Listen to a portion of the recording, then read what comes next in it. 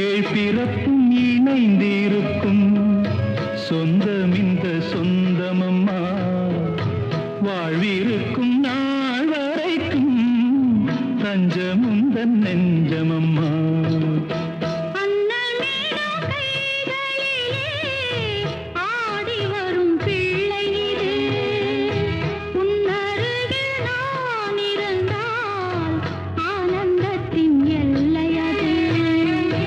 காயத்ரி மந்திரத்தை உச்சரிக்கும் பக்தனம்மா கேட்கும் வரம் கிடைக்கும்